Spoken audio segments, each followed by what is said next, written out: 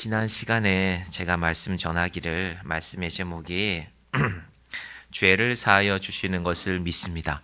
혹시 지난 시간 본문이 어딘지 기억하시는 분 있나요? 무슨 말씀 몇 장이었죠? 몇 절까지는 몰라도 됩니다. 기억 못 하세요? 기분이 너무 좋은데요. 여러분 이렇게 기억을 못 하시니까. 혹시 기억하는 분 안 계세요? 누가복음 15장이었습니다. 바로 앞장.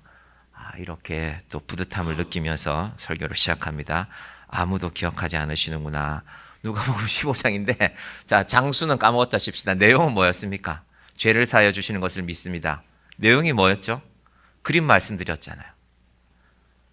정말 몰라서 그러신 건가요? 겸손해서 그러신 건가요? 겸손한 것으로 해석하겠습니다. 우리 교회 입구 앞에 있는 그림 말씀드렸잖아요. 탕자, 두 번째 아들이 집을 떠났다가 돌아와야 되는데 아버지가 기다리시는 것을 믿고 죄를 사하여 주시는 것을 믿습니다. 우리가 돌아오는 것도 중요하지만 아들이 노력해야죠. 아버지 집으로 가야 되겠다고 결심은 해야 되거든요. 문제는 아버지가 받아줘야 됩니다. 얘야, 내가 너를 용서한다. 아버지가 아들을 보면서 너 누구냐? 너 우리 집에 있던 그 아이 같은데 너 재산 다 받아가서 잘 살겠다고 하지 않았었냐? 너 그 사람 아니냐? 나는 너와 이제 관계가 없다라고 하면 우리는 용서받지 못하는 것입니다. 그래서 제가 지난 설교의 다른 제목으로 아버지가 기다리십니다. 혹은 기다리시는 아버지 이런 의미를 말씀드렸습니다. 이제 조금 기억나시는 것 같죠? 예, 감사합니다. 이제라도 기억이 나서. 자, 지난 시간에 제가 죄에 대해서 지난 시간 설교가 죄를 사하여 주시는 것을 믿습니다라는 이 사도신경 고백이었으니까요. 죄를 사하여 주시는 것을 믿습니다라는 문제에서 죄란 자기 자리를 성경에 보면 잃어버린 것인데 더 정확히 말씀드리면 죄란 자기 자리를 잃어버린 것입니다. 여러분 지금 오늘 여러분이 앉아 계신 그 자리가 여러분의 자리입니다. 예배 드리는 자리. 주일날 여러분이 앉아 계셔야 할 자리입니다. 자리를 잃어버린 분들은 속히 돌아오셔야 됩니다.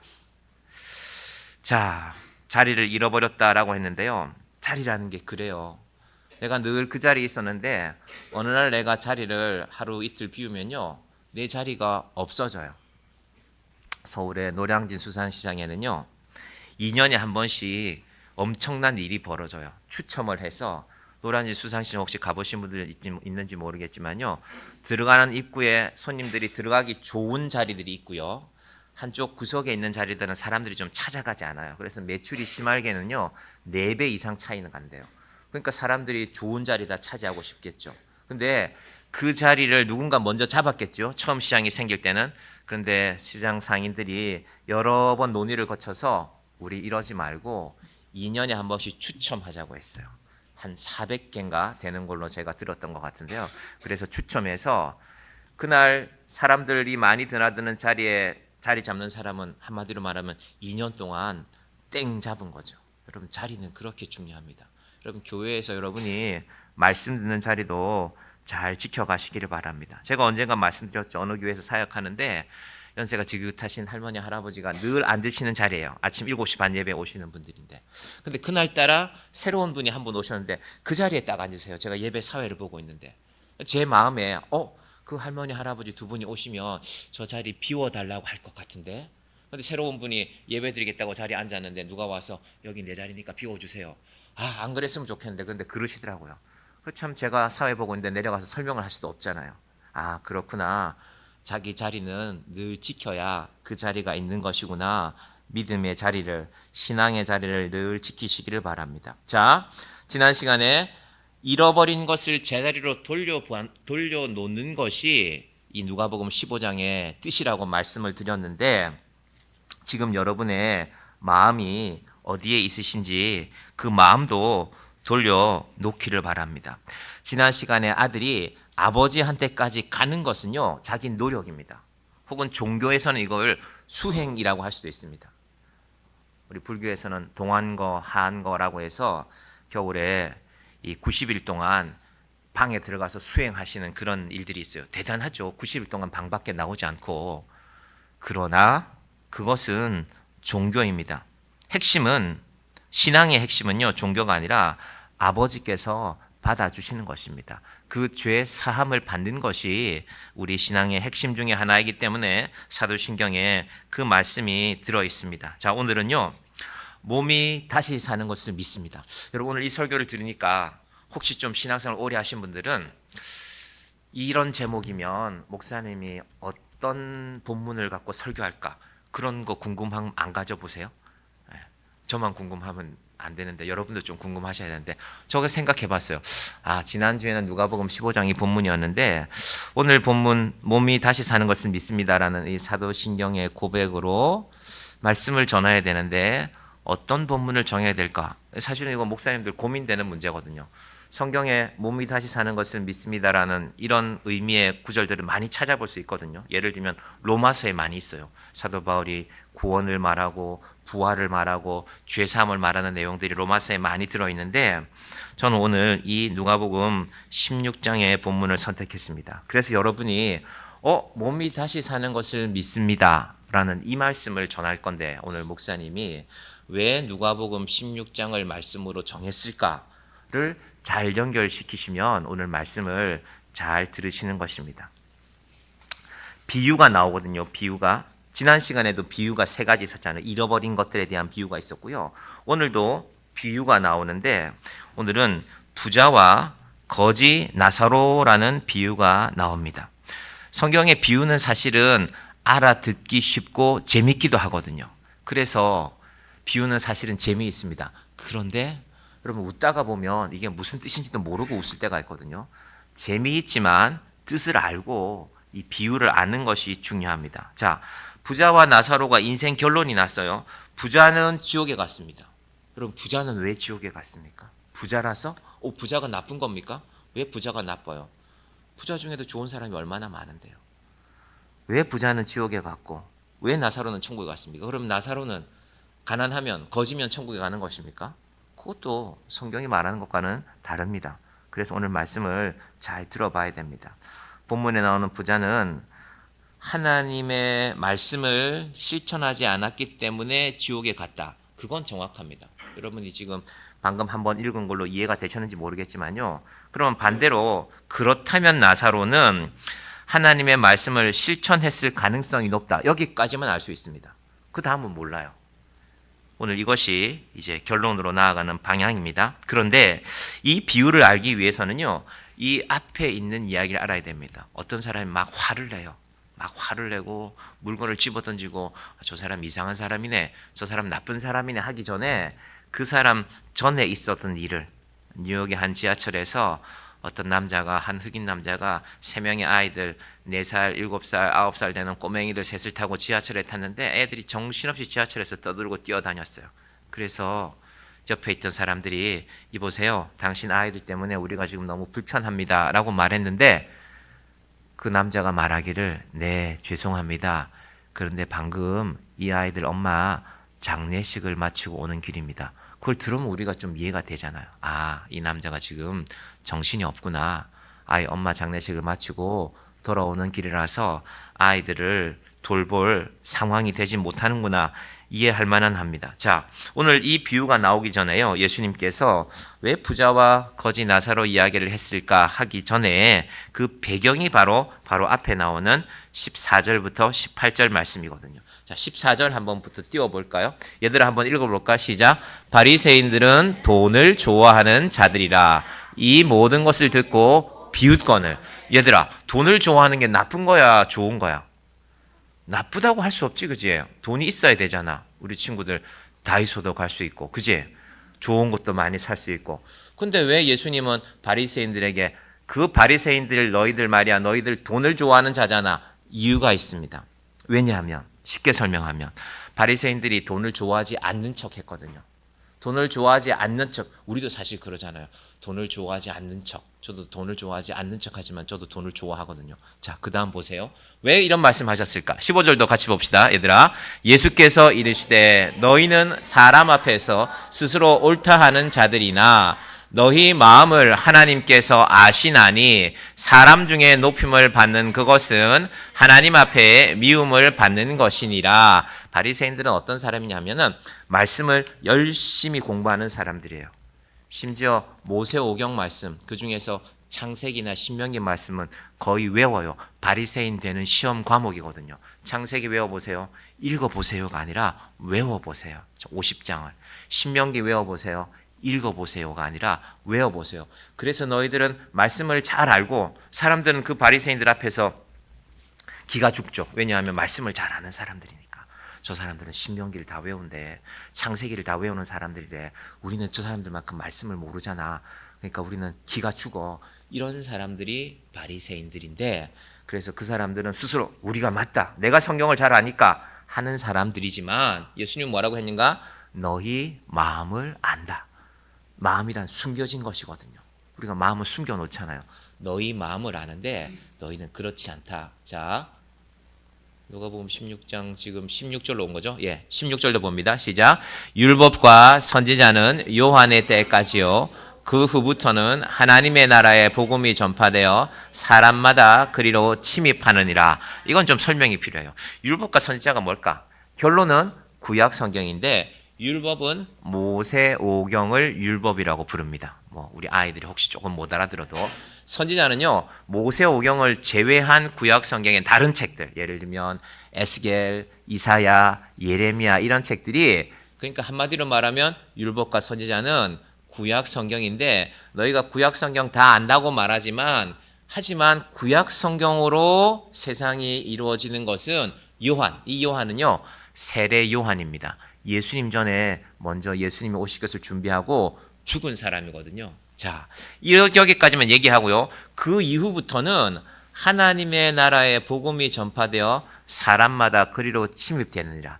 이거 한마디로 말하면요, 내가 왔다, 예수님이 오셨다, 이제 하나님 나라에 가는 방법이, 길이 분명히 예수님을 통해서만은 갈 수 있다. 침입이잖아요. 침입이 뭐예요? 들어가는 거잖아. 뚫고 들어가야 되는 거잖아. 하나님 나라에 가는 새로운 길을 열었다는 것입니다. 자, 17절 가볼까요? 그러나 17절 시작. 그러나 율법의 한 획이 떨어짐보다 천지가 없어짐이 쉬우리라. 이건 무슨 말이냐면은, 너희가 말씀 많이 안다고 하는데, 바리새인 너희들 성경 많이 외운다고 하는데, 너희 그렇게 많이 아는데 제대로 실천한 거 있냐, 이 말입니다. 여러분 중에도 오늘 우리 친구들도 말씀 암송을 할 건데, 여러분이 말씀을 많이 암송하는 건 참 중요합니다. 근데 내 이웃을 내 몸과 같이 사랑하라라는 말씀을 우리가 만약에 암송했다면 애써 봐야죠. 참 사랑하기 힘든데, 세상에 사랑하기 힘든 사람 많잖아요. 그래도 수고하고 애쓰는 그 모습이 있어야 되는데, 너희들 없다. 외우기만 많이 했지. 제가 그 구체적인 증거를 좀 이따가 댈게요. 18절 보겠습니다. 마지막 배경 시작. 무릇 자기 아내를 버리고 다른 데에 장가드는 자도 간음함이요, 무릇 버림당한 여자에게 장가드는 자도 간음함이라. 제가 오늘 이 부분은 설명 안 할게요. 우리 아이들이 있기 때문에 설명이 어려워요. 대신에 다른 내용으로 설명하겠습니다. 자, 19절부터 나오는 내용을 이해하기 위해서는 배경을 알아야 되는데, 그 배경에 바리새인들이 있었다. 부자라는 말은요, 바리새인들의 입장에서 보면요, 성경을 많이 아는 율법의 부자, 지식의 부자라는 말도 포함되고, 동시에 그들이 율법을 많이 알았기 때문에 많은 사람들이 바리새인들을 대접을 잘했어요. 그래서 바리새인들이 경제적으로도 부자로 살았습니다. 하지만 하나님의 말씀을 많이 알고 있어서 너희가 부자가 된 건 맞지만, 그러나 너희는 하나님 말씀에는 별로 관심 없고 돈을 좋아하는구나. 우리 표현으로는 돈만 밝히는 인간들이구나 라는 말을 했어요. 바리새인들 이 얘기 들었으니까 기분이 좋을까요? 엄청 기분이 나빴죠. 지금 바리새인들 엄청 화났어요. 그래서 결국 마지막에 바리새인들이요, 예수님을 죽입니다. 죽일만 하지 않아요? 여러분이 권력이 있는 자인데 감히 내 권력을 함부로 이렇게 말해? 내가 평생 성경 공부를 열심히 해서 이 자리까지 올라왔는데 이 자리를 뺏으려고 그래? 나 너를 용서하지 않을 거야. 여러분, 이게 예수님이 십자가로 가는 그 계기가 되는 사건 가운데 있습니다. 이건 큰 얘기입니다. 오늘 본문에서는 조금 벗어나는. 자, 그래서 이 비유를 잘 보니까 부자란 누군가? 부자란 바로 그 바리새인들입니다. 그 바리새인들이 어떻게 살았을까 하는 것이 오늘 본문에 나오는데요. 자, 오늘 본문으로 이제 19절부터 들어가 볼 것입니다. 도대체 이 부자는 어떻게 살았을까? 자, 19절 한번 띄워 주시겠습니까? 19절 말씀. 예, 같이 볼까요? 한 부자가 있어 자색 옷과 고운 베옷을 입고 날마다 호화롭게 즐기더라. 나쁜 겁니까? 좋은 겁니까? 자기 마음이죠. 나쁘고 좋은 거 없죠. 내가 번 돈으로 좋은 옷을 사 입을 수도 있고 이 자색 옷은 당시에 로마가 통치하던 사회에서는요 부자들, 귀족들, 왕들만 입을 수 있는 비싼 물감이었어요. 비싼 물감으로 염색한 옷이었어요. 지금은 뭐 우리 원하면 보라색 옷 다 살 수 있잖아요. 뭐 빨진 옷 좀 파남보 원하는 거 다 사지만 그때의 자색 물감은요 바다에서 나는 조개를 많이 잡아서 끓여서 여러분 꼬막 아세요? 꼬막을요 많이 넣고 끓이면 혹시 국물이 어떤 색깔이 나요? 보라색이 나와요. 보라색. 꼬막 안 드셔보셨어요? 꼬막을 혹시 꼬막 한번 사서 끓여보세요. 보라색이 나오는 꼬막 종류들이 있어요. 이 터키에 이런 나라들에 그걸 갖고 물감을 옷을 들이니 꼬막 이 조개를 엄청 많이 잡아야 되고 물을 오랫동안 끓여야 되고 거기에 염색을까지 해야 되니까 비쌌어요. 보라색 천이. 그래서 보라색 천은 당시에 부자들의 상징이었습니다. 귀족들의 상징이었습니다. 좋은 옷 입고 날마다 호화롭게 잔치를 즐기는 사람이었는데 그런데 이 집 앞에 또 다른 한 사람이 있어요. 20절 볼까요? 그런데 나사로라 이름하는 한 거지가 헌데투성이로 그의 대문 앞에 버려진 채. 헌데가 뭐야 얘들아? 헌데가 뭐지? 우리 피부가 가려우면 긁으면 이렇게 피부에 염증이나 상처가 생기는데요. 영양이 부족한 사람들은 이 상처가 잘 낫지 않아요. 그래서 까만 짙은 색의 반점으로 변해가는 것이 헌데인데 대체적으로 영양 실조가 심한 나라에서 많이 있는 피부병입니다. 위생 상태가 좋지 않은. 필리핀에 가면 이렇게 쓰레기 더미에서 자기 생활할 것을 주워내는 분들인데 그분들이 평생 앓고 가는 질환 중에 하나가 이 헌데입니다. 헌데. 거기 계신 선교사님이 그러더라고요. 이분들은 평생 헌데를 앓고 살아간다고. 그래서 이분들이 누가복음 16장 읽으면 헌데라는 말 때문에 눈물 흘리는 분들이 있다고. 왜? 본인들이 그 아픔을 갖고 있기 때문에. 자, 나사로라 이름하고 있는 한 거지가 있는데 헌데투성이로 있었다. 여러분 예수님이 비유 말씀하실 때요. 이름을 직접 말하는 경우가 흔치 않습니다. 뭐 부자가 있었다. 가난한 사람이 있었다. 고아가 있었다. 과부가 있었다라고 말씀하지만요. 직접 나사로라는 이름을 예를 드는 경우는 쉽지 않아요. 제가 어떤 얘기를 할 때 옛날에 한 가난한 사람이 있었어요. 한 부자가 있었어요. 이거랑 옛날에 충청도 예산 땅에 김복동이라는 부자가 있었어요. 아니면 경북 안동에 김 누구라는 누구 이름 할까요? 그런 가난한 사람이 있었어요 하면요. 사람들의 이야기가 달라져요. 이건 무슨 말일까요? 너의 이야기로 생각하고 들어보라는 것입니다. 이 나사로라는 사람이. 나사로의 이름은 뜻은요. 하나님의 은혜를 받은 자인데 가만히 보면 하나님의 은혜는 받았지만 사람의 은혜는 받지 못했어요. 자, 21절 봅시다. 이 이야기가 좀 기가 막힌 얘기인데 부자의 상에서 같이 볼까요? 시작. 부자의 상에서 떨어지는 것으로 배불리려 하며 심지어 개들이 와서 그 헌데를 핥더라. 가슴 아픈 얘기죠.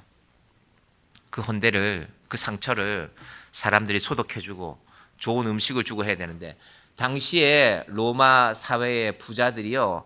이 잔치하면 우리말로 하면 회식하면요. 습관이 하나 있어요. 손님이 10명 왔죠. 50명, 100명이 먹을 음식을 준비해놔요. 그래서 뭘 먹다가 음식이란 게 그렇잖아요. 당장 맛있어 보이다고 몇 입 먹으면 또 지루하죠. 재미가 떨어지죠. 그럼 버려요. 그걸 상 밑에. 그러면 배고픈 종들이 와서 그걸 주워 먹어요. 그걸 보면서 즐기는 거예요. 내 권위를 봐라. 너희는 내가 버리는 내가 음식 버리면 그거나 주워 먹는 놈들이지. 그런 시대가 바로 저 예수님 시대에 저 부자들의 모습이었다는 것입니다. 그래서 이게 아름다운 이야기가 아니에요. 비참한 이야기고 가슴 아픈 이야기입니다. 여러분 인생이 그렇지 않습니까? 오늘 우리 초등부 학생들도 앉아있지만 인생을 좀 살아보신 분들은 인생을 살아보면 그래요. 인생을 살아보면 부자가 나누면 참 좋죠. 그게 율법입니다. 신명기에 나오는 말씀이거든요. 자, 신명기 24장 19절 띄워주셔도 좋고 제가 읽어도 좋습니다. 그 바리새인들이 다 외우고 있다는 신명기예요. 이런 말씀이 10번 이상 나와요. 이런 내용입니다. 내가 밭에서 곡식을 벨 때에 그 한 무틀 밭에 잊어버렸거든 다시 가서 가져오지 말고 나그네와 고아와 과부를 위하여 남겨두라. 그리하면 내 하나님 여호와께서 내 손으로 하는 모든 일에 복을 내리시리라. 신명기는 이스라엘 사람들이 너희들 복받기 원하느냐? 그럼 이 말씀대로 살아라. 이 말씀대로 살지 않으면 내가 너희들 절대 복 안 줄 것이라는 말씀이 계속 비교되면서 나옵니다. 고아와 과부와 그리고 나그네와 신명기에서 하나님께서 계속 돌보라고 하는 자들입니다. 룻기라는 말씀 생각나세요? 룻기에서 제가 이런 말씀 드렸죠. 룻이라는 여자가 밭에 가서 이삭을 주워서 그걸로 먹고 살아야 되는데 일하는 사람들이 싹둑싹둑 다 해서 이삭 하나 떨어지지 않고 다 집에 가져가 버리면 룻은 그날 굶는 거죠. 밥을 못 먹으니까. 그래서 보아스라는 사람이 하인들에게 시키잖아요. 야, 왜 그렇게 인색하게 구냐? 좀 흘려 일부러. 그러면 주워가는 사람은 자존심 상하지 않고 이삭을 주워가서 밥을 먹는 것이고, 그리고 베푸는 사람들도 자기를 과시하지 않고 베풀어 주는 것입니다. 나는 이렇게 넓은 땅이 있는데 내가 좀 이렇게 베풀고 살아갈 수 있게 하자는 그런 정신이 바로 이 신명기의 정신입니다. 자, 부자는 호화로운 생활을 계속했습니다. 좋은 옷을 입었고 좋은 음식을 먹으면서 일부러 버려가면서, 그러면 가난한 사람들이 버려진 것을 먹고 다시 새 음식을 종들이 내어와서 부자 앞에 차려놓는 것입니다. 주인님 드십시오라고. 이런 일들을 예수님이 비유로 말씀하고 있는 것입니다. 자, 중요한 것은 부자가 호화로운 생활을 한다 안 한다는 문제가 아닙니다. 그건 자기 마음이니까, 자기 돈이니까. 중요한 것은 부자의 대문 앞에 나사로라는 거지가 있었는데요. 어쩌다가 한번 온 사람이 아니에요. 상주하는 거지입니다. 상주. 부잣집이니까 먹을 만한 게 있겠지 하고 그 집 문 앞에서 항상 기다리고 있는 겁니다. 그런데 부자가 항상 자기 집 문 앞에서 기다렸으니까 매일 봤을 거 아닙니까? 외출할 때마다. 그럼 부자가 신명기의 말씀을 기억했다면 생각해야죠. 얘들아, 그 우리 집 앞에 있는 나사로라는 그 거지 있지 않느냐? 그 몸에 헌대가 있는데 개들이 와서 그 상처를 핥고 있으니 얼마나 불쌍하냐? 그 사람도 좀 챙겨줘야 된다라는 긍휼을 잊어버렸다는 것입니다. 이것이 오늘 이 부자의 문제입니다. 부자 누구라고요? 바리새인들인데 율법을 많이 아는데 너희가 율법을 많이 안다고 하지만 실천은 하지 않고 살아가지 않느냐. 여러분, 그러다가 이 나사로가 죽었습니다. 나사로가 죽었다는 건요, 아유 뭐 가난한 사람 한 사람 죽을 수도 있지가 아니라요, 부자의 입장에서는 신명기에 있는 하나님의 말씀을 실천할 기회가 사라졌다는 것입니다. 그래서 부자에게는 큰일 난 것입니다. 하나님이 그에게 주신 기회인데, 그에게 부유함을 주었는데, 그리고 그 부유함을 베풀 기회가 있었는데, 제가 요즘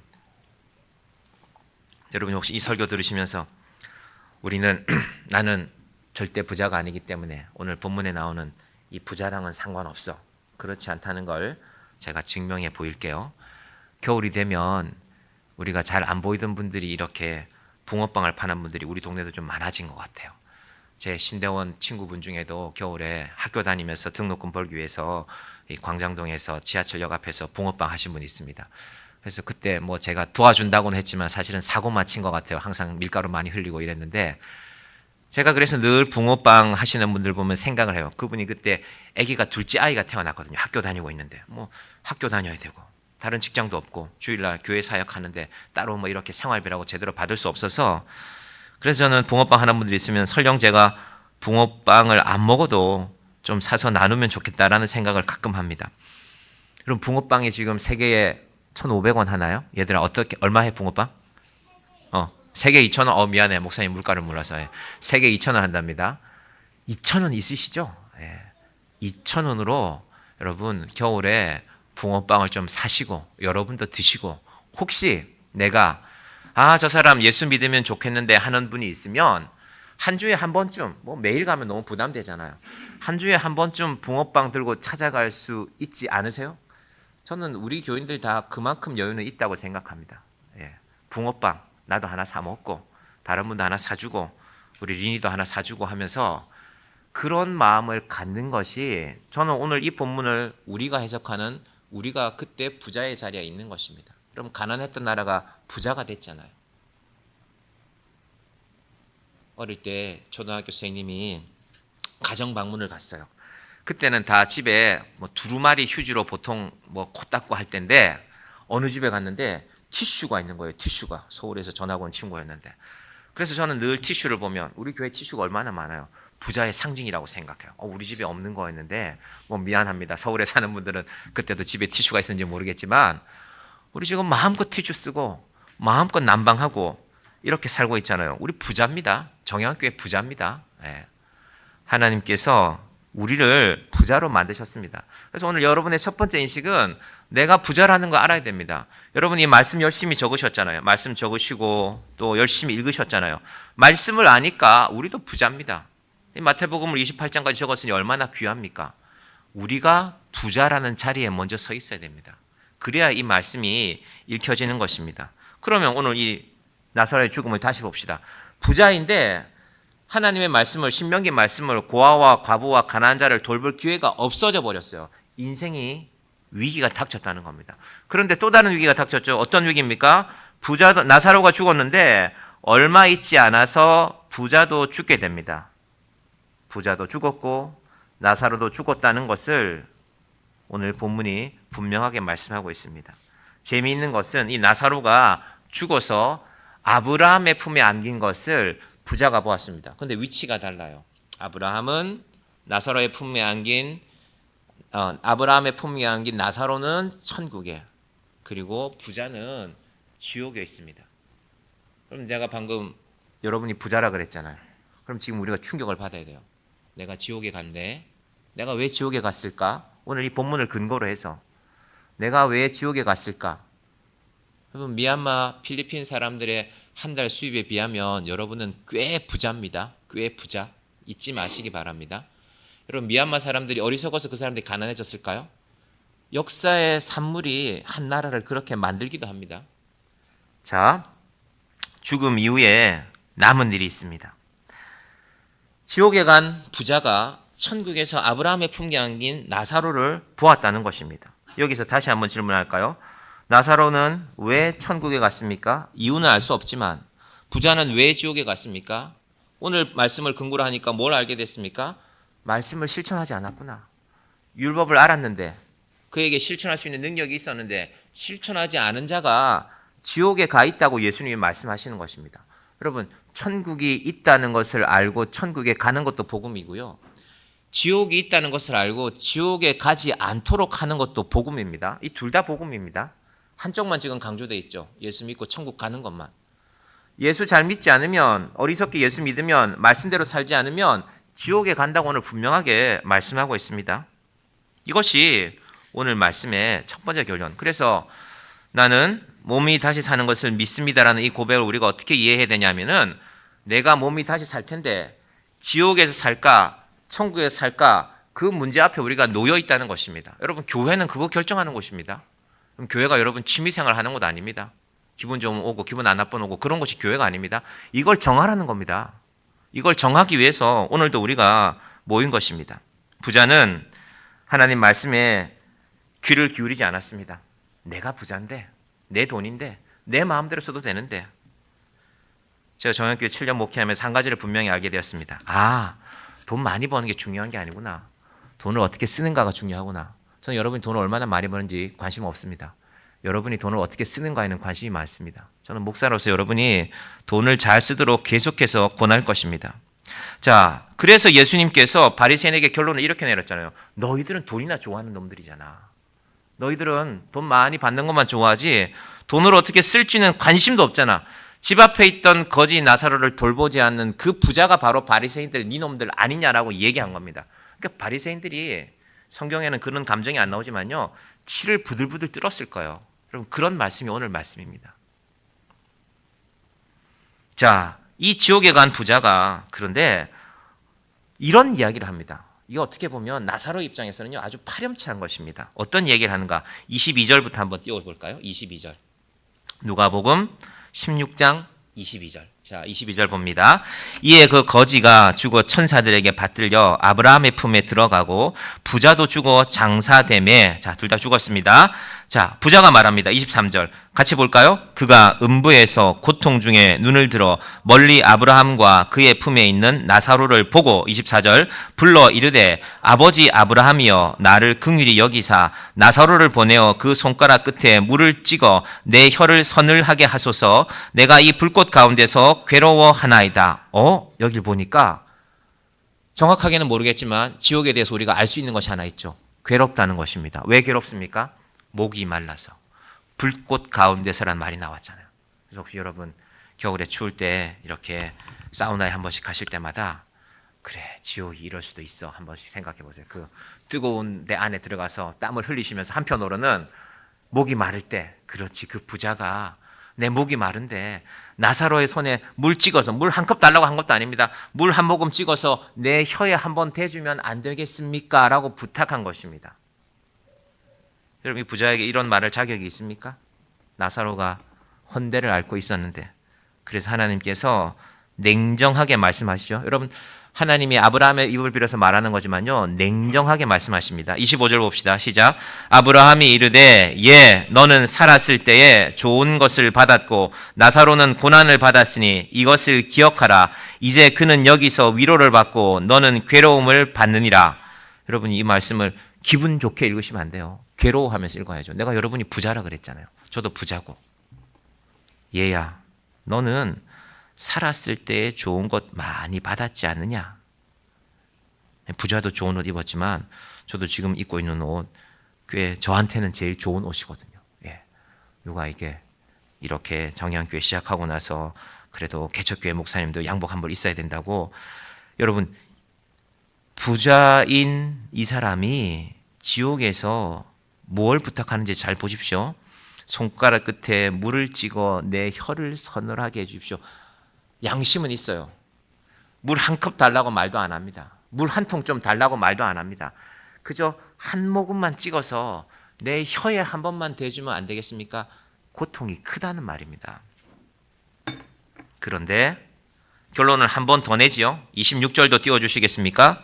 그뿐 아니라 너희와 우리 사이에 큰 구릉텅이가 놓여 있어 여기서 너희에게 건너가고자 하되 갈 수 없고 거기서 우리에게 건너오고자 하되 올 수도 없게 하였느니라. 이 말씀 대단히 중요합니다. 한 번 결정되면 기회는 이 땅에 있을 때만 있습니다. 그래서 오늘이 중요하고 여러분의 시간이 중요합니다. 여러분의 시간을 하나님의 말씀을 실천하는 일에 경제적으로만 가난해야 나사로가 되는 것입니까? 일주일 내내 한마디도 사람 못 만나고 살아가는 사람들이 세상에 얼마나 많습니까? 여러분이 주변을 둘러보면 누군가가 보이지 않습니까? 그 사람에게 내 시간을 좀 내어서 찾아가자는 것입니다. 이 부자와 나사로의 이야기의 핵심이 무엇입니까? 천국과 지옥이 우리 삶 가운데서 결정되고 운명도 결정되는데 한 번 지옥에 가면 한 번 천국에 가면 그 운명을 바꿀 수가 없다는 것 아닙니까? 분명하게 오늘 말씀하지요. 이것이 예수님이 오늘 이 비유를 통해서 우리에게 말씀하시는 것입니다. 여러분 이 땅에 사는 동안에만 기회가 있습니다. 그래서 가톨릭에서 아주 영리한 교리를 만든 거예요. 연옥이라는 교리는. 성경은 분명히 지옥과 천국이 가운데 큰 구렁텅이에서 갈 수 없다고 말하고 있지만 가톨릭에서는 그게 아니라 연옥이라는 곳이 있는데 지금 네 부모가 연옥에 이렇게 살고 있는데 부모님 돌아가셨어요. 내 부모님이. 네가 로마 가톨릭 성당을 짓는데 헌금을 금화 한 잎을 땡그랑 하고 헌금하면 그 소리가 하늘에 들려서 그 순간 너의 부모가 천국으로 간다. 얼마나 그럴듯합니까? 괜찮지 않아요? 내가 좀 수고하면 내가 좀 희생하면 내 부모가 천국에 간다. 성경은 그렇게 말하지 않습니다. 이 땅에 사는 동안에만 기회가 있습니다. 그래서 어려서 예수 믿는 거 복입니다. 우리 아이들이 오늘 이 자리에 있는 애들이 복입니다. 부모가 예수를 믿었건 누군가를 통해서 이 자리에 왔건 이 아이들이 오늘 이 말씀을 듣는 것이 얼마나 복입니까? 학교에서 이거 할 수 있습니까? 학교에서 이거 가르치면 안 됩니다. 호흡이 멈추는 순간 우리에게 있었던 기회는 사라지게 됩니다. 여러분 오늘 여러분에게 기회가 있습니다. 지금 이 순간 기회가 있습니다. 여러분이 정향교회 3년, 5년, 7년 다니셨으면 이제 좀 변해야 되지 않겠습니까? 하나님, 내 인생이 제가 감히 예언드립니다. 여러분이 지금 마음에 원하는 어떤 일이 잘 되면 내가 신앙도 좋아집니다. 절대 저는 믿지 않습니다. 그런 일이 일어나지 않습니다. 말씀드렸잖아요. 내가 더 좋은 거 생기면 내가 오늘 좋은 차 샀는데 그 다음 차가 보인다니까요. 세상엔 항상 더 좋은 차가 있잖아요. 세상엔 항상 더 좋은 집이 있습니다. 아, 됐습니다. 난 이걸로 만족합니다. 순간이죠, 순간. 하루만 지나보세요. 더 좋은 게 당장 눈앞에 보이는데. 여러분, 그게 여러분의 신앙을 결정하지 않는다니까요. 이 말씀을 믿는가가, 내가 7년을 정약교회 다녔는데, 내가 5년을 3년을 다녔는데, 내가 정말 이 말씀을 믿는가가 여러분의 인생을 결정하는 것입니다. 내 혀를 손가락 끝에 물을 묻혀 내 혀를 서늘하게 하소서. 여러분, 우리의 인생이 이런 인생으로 끝나지 않기를 바랍니다. 자, 이거 안 들어주죠? 그러니까 두 번째 부탁합니다. 어찌 보면 이 사람 부자가 좀 의리가 있어요. 형제들 생각은 하거든요. 어떻게 생각하느냐? 27절부터 보십시오. 자, 27절. 어쩌면 이 본문이 오늘 우리의 제목과는 더 관련이 있습니다. 이르되 그러면 같이 볼까요? 시작. 이르되 그러면 아버지여 구하노니 나사로를 내 아버지의 집에 보내소서. 내 형제 5이 있으니 그들에게 증언하게 하여 그들로 이 고통받는 곳에 오지 않게 하소서. 여기까지 먼저 볼게요. 의리가 있죠. 아, 나는 기왕 천국 왔고, 지옥 왔고 내 집에 형제들이 남아 있는데 그 형제들 어떻게 살고 있을까요? 이 사람처럼 살고 있죠. 부잣집 아들들인데. 그 형제들에게 이 나사로를 보내면, 죽었다가 살아나서 보내면 천국 오지 않겠습니까? 그 사람들은 이 얘기하는 것입니다. 자, 아브라함이 다시 얘기합니다. 29절 띄워주십시오. 아브라함이 이르되 그들에게 모세와 선지자들이 있으니 그들에게 들을지니라. 모세와 선지자들, 구약의 말씀을 하는 자들. 한마디로 말하면 성경책이 있지 않느냐? 성경에 다 기록해 두었다. 모세도 선지자도. 우리는 신약까지 있고 또 하나 더하면 저와 같은 목회자들을 세워주지 않았냐. 이건 제 해석입니다. 구약시대에는 모세와 선지자들이 있었고 지금은 전국에 이 시간에도 얼마나 많은 목사님들이 말씀을 전하고 있겠습니까? 온 세계에서. 자, 30절 가볼까요? 시작. 이르되 그렇지 아니하니이다. 아버지 아브라함이여 만일 죽은 자에게서 그들에게 가는 자가 있으면 회개하리이다. 이르되 31절 모세와 선지자들에게 듣지 아니하면 비록 죽은 자 가운데서 살아나는 자가 있을지라도 권함을 받지 아니하리라 하였다 하시니라. 제가 오늘 제목을요, 몸이 다시 사는 것을 믿습니다라고 했습니다. 혹시 여러분 이 제목을 보시고 그래 뭐 하나 알약 하나 좋은 거 있으면 그거 하나 먹으면 살아나는 거 없나? 성경의 결론은 그게 아닙니다. 이미 주었다. 누구를? 모세와 선지자들을, 성경책을, 그 말씀을 듣는 자는, 믿는 자는 살아날 것이고 그렇지 않은 자들은 죽은 사람 보내도 믿지 않는다. 여러분, 예수님 본 사람들도 예수님 안 믿은 사람 많습니다. 신약 성경 예수님 본 사람들이 얼마나 많습니까? 예수님 주변에 살았던 사람들 얼마나 많습니까? 예수님 안 믿은 사람들 많고 그 유대인들 2000년이 지금까지도 2000년이 지난 지금까지도 예수님 믿지 않고 살고 있습니다. 여러분, 그래서 유대인들이 부자로 산다더라, 뭐 미국의 명문대학에 많이 간다더라, 그거 부러워할 일만 아닙니다. 미국의 명문대학에 많이 갔는데 예수는 안 믿는다더라 하고 그게까지 잘 들어야죠. 예수 믿고 살아야죠. 자, 이제 말씀을 정리하겠습니다. 지난 한 해 동안 이 말씀을 열심히 읽어오신 분들도 계시고 또 마태복음 필사에 또 참여하신 분들도 계십니다. 얼마나 귀한 일입니까? 말씀을 알게 되었으니. 이거 모르고 살 수도 있는데 이제 우리 말씀을 알게 되었으니 말씀대로 따라서 살아가십시다. 마태복음 28장 한번 띄워주시겠어요? 여러분 성경 필사하신 분들 맨 마지막에 있는 말씀이죠. 마태복음 28장 18, 19, 20절. 혹시 이 말씀이죠. 필사하신 분들은 맨 마지막에 제가 신미아 집사님이 쓴 거 읽어볼게요. 신미아 집사님 글씨로 쓰신 겁니다. 마태복음 28장 18절, 19절, 20절 같은 내용이니까 여러분도 같이 봅시다. 시작.